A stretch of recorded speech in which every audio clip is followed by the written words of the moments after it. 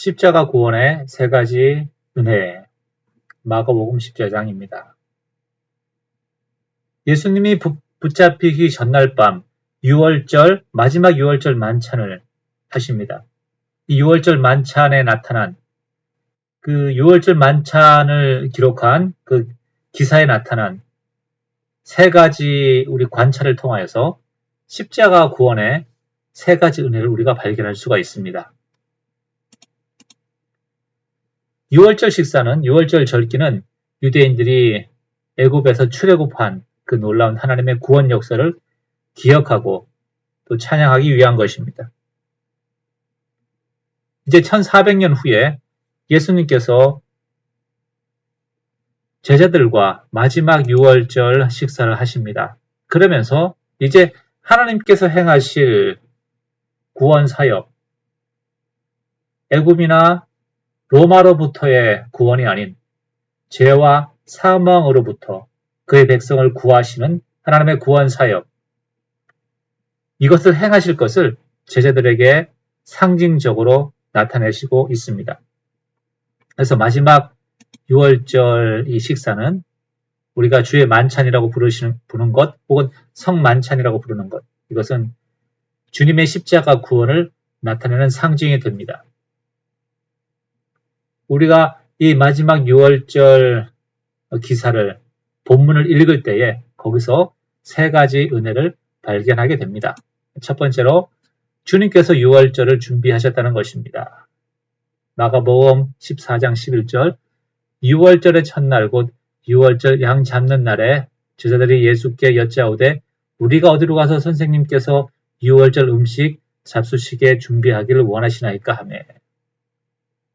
여기서 양 잡는 날 혹은 음식을 잡수신다. 6월절 음식을 잡수신다. 6월절 절기를 지키는 데 있어서 중요한 것은 6월절 양이고 어떻게 6월절 양을 선택하고 준비해서 잡아서 구워서 같이 먹을 것이냐 하는 것이죠. 제자들이 이제 예수님께 그래서 질문하는 것입니다. 그때 예수님께서 이렇게 하십니다. 예수께서 제자 중에 둘을 보내시며 이르시되 성내로 들어가라. 그리하면 물 한 동이를 가지고 가는 사람을 만나리니 그를 따라가서. 한글 번역에서는 물 한 동이를 가지고 가는 사람으로 되어 있습니다. 그런데 다른 번역들을 보면 한글은 여성과 남성의 구분이 명확하지가 않죠. 그런데 다른 번역들을 보면 물 한 동이를 가지고 가는 남자 이렇게 되어 있습니다. 그 당시 문화에서 물동이는 주로 여자 하인들이 지고 다녔습니다. 그래서 남자 하인이 물동이를 지고 가는 것은 조금은 낯설은 그런 광경이었죠. 평상 자주 발견되지 않는 그런 모습인 겁니다. 그리고 13절부터 16절 이어지는 구절을 보면 우연치고는 이상한 사건들, 예상할 수 없는 그런 사건들이 계속 일어나는 것을 볼 수가 있습니다. 이것을 통하여서 이 본문이 말하고자 하는 것은 하나님께서, 주님께서 6월절을 준비하셨다는 것이죠. 14절에 어디든지 그가 들어가는 그 집 주인에게 이르되 선생님의 말씀이 내가 내 제자들과 함께 6월절 음식을 먹을 나의 객실이 어디 있느냐 하시더라 하라. 좀 무례해 보이는 그러한 요구입니다. 상식적으로 생각하면 우리가 예수님의 제자인데 예수님께서 이렇게 물어보신다, 요청하신다, 부탁하신다 라고 말할 텐데 마치 미리 사전에 이야기된 것처럼 다짜고짜 6월절 음식을 준비하라고 그렇게 얘기하는 것입니다. 우리는 어떻게 이렇게 준비되는지 알지 못하지만 하나님께서 미리 준비하셨다는 것이죠. 그리하면 자리를 펴고 준비한 큰 다락방을 보이니 거기서 우리를 위하여 준비하라 하시니.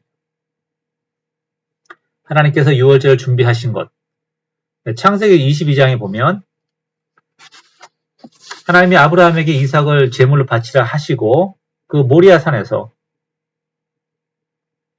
이제 마지막 순간에 하나님이 아브라함을 멈추시고 준비된 숫 양을 보이십니다. 그래서 아브라함이 이렇게 얘기하죠. 하나님의 산에서 예비 드리라. 예, 이 말씀이 또 이 창세기 22장의 말씀을 생각나게 합니다. 제자들이 나가 성리로 들어가서 예수께서 말하시던 말씀대로 만나 유월절 음식을 준비하니라. 첫 번째 유월절을 비롯하여서 그 이후에 이어지는 많은 유월절들, 이스라엘 백성이 직접 자기가 먹을 양을 잡고 준비했습니다. 그러나 이 마지막 유월절, 이들을 죄와 사망에서 구원해서 영원한 생명으로, 영원한 구원으로 이끌 이 새로운 유월절, 이때에는 하나님께서 미리 희생 제물을 준비하셨다는 사실, 우리가 이것을 발견할 수가 있습니다. 하나님께서 우리 구원을 위한 제물을 준비하셨기 때문에 우리는 어떤 것도 준비할 필요가 없습니다. 아니, 오히려 우리가 스스로 하나님께 나아가기 위해서 무엇인가 준비한다고 한다면 그것은 십자가를 모욕하는 것이죠. 겸손하게 우리의 천한, 소망이 없는 상태라는 사실을 받아들이고 구원의 잔치자리로 나아가시기 바랍니다. 두 번째로 발견되는 은혜는 이것입니다. 주님은 배신자 및 도망자들과 부인하는 자들과 함께 식사를 하셨다는 것입니다. 17절에 저물매 그 12를 데리고 가서 유월절 식사를 함께 한다는 것은 아주 친밀한 관계를 말합니다. 기본적으로 가족이 유월절 식사를 함께 했고 혹은 아주 친한 친구가 함께 하였던 것입니다. 그래서 유월절 식사한다는 것은 하나님의 은혜를 찬양하고 또 서로를 격려하고 또 그 안에서 하나됨과 서로 신뢰하는 관계라는 사실, 그것을 확인하는 것이죠. 얼마나 마음이 기쁘고 또 행복했겠습니까? 그런데 이때에 예수님께서는 충격적인 선포를 하십니다. 다 앉아 먹을 때에 예수께서 이르시되 내가 진실로 너희에게 이르노니 너희 중에 한 사람 곧 나와 함께 먹는 자가 나를 팔리라 하신대 그들이 근심하며 하나씩 나는 아니지요 하고 말하기 시작하니 그들에게 이르시되 12 중에 하나 곧 나와 함께 그릇에 손을 넣는 자니라. 예수님께서 강조하신 말씀이 이거죠. 너희 중에 한 사람, 어떤 사람이죠? 나와 함께 유월절 식사를 먹을 만큼 사랑하고 신뢰하고 친밀한 자 중에 하나가 나를 팔 것이다. 사랑하고 신뢰했던 자에게서 배신을 당한다면 그 아픔은 무엇으로 표현할 수 없을 것입니다. 그런데 예수님이 이제 배신을 당할 예정인 것이죠. 그런데 제자들의 반응을 보십시오. 이들의 관심사는 예수님이 그렇게 힘든 상황을 겪어야 한다는 것이 중요한 것이 아닌 그 배신하는 자가 나만 아니면 괜찮다. 이렇게 질문하죠. 나는 아니지요. 나는 아니지요. 21절 인자는 자기에 대하여 기록된 대로 가거니와 인자를 파는 그 사람에게는 화가 있으리로다. 그 사람은 차라리 나지 아니하였더라면 자기에게 좋을 뻔하였느니라 하시니라. 21절 말씀 무슨 뜻입니까? 예수님께서 제자 중 하나에게 배신을 당한다는 것, 하나님의 뜻이라는 것입니다. 왜일까요? 배신, 신뢰하고 사랑하는 상대방으로부터 배신당한다는 것, 그것은 신뢰의 관계를 처참히 깨트리는 것이죠.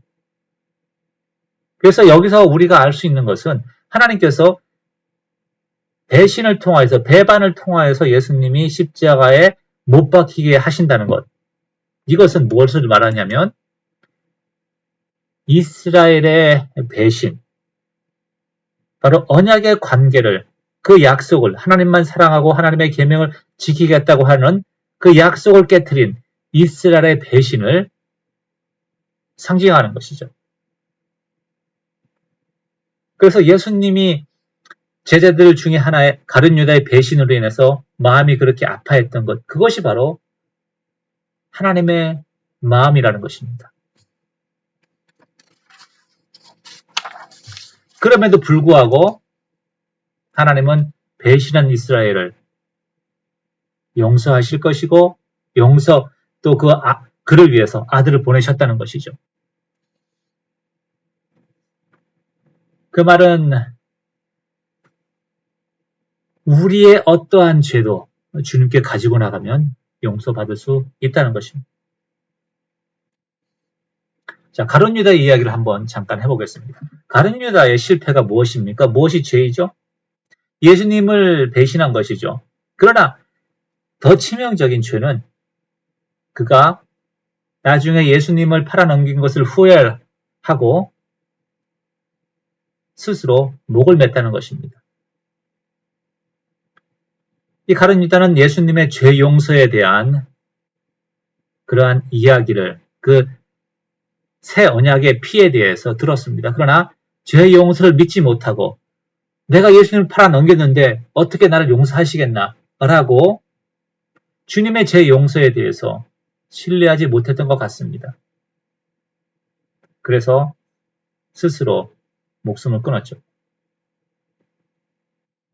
우리가 여기서 알 수 있는 것은 주님께서는 우리의 죄를 아심에도 불구하고 우리의 일부가, 우리의 형제가 되셨다는 사실입니다. 우리와 함께 하시고 우리와 유월절 식사를 나누신다는 것이죠. 우리의 가족이 되셨습니다.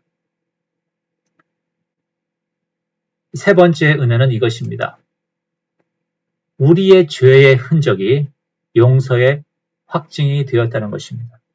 이것은 십자가의 놀라운 반전이고 형언할 수 없는 하나님의 은혜인 것입니다.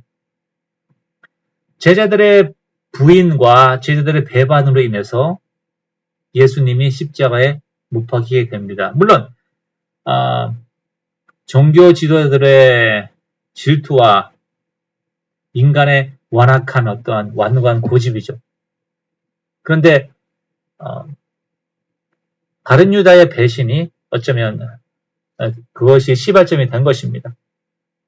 그래서 피로 물든 십자가는 어찌 보면 이들의 배신과 이들의 부인의 흔적 혹은 증거라고 할 수가 있겠습니다. 그런데 하나님께서는 이 피로 물든 십자가, 예수 그리스도의 피를 죄 용서의 언약의 증거로, 확증으로 사용하신다는 것입니다.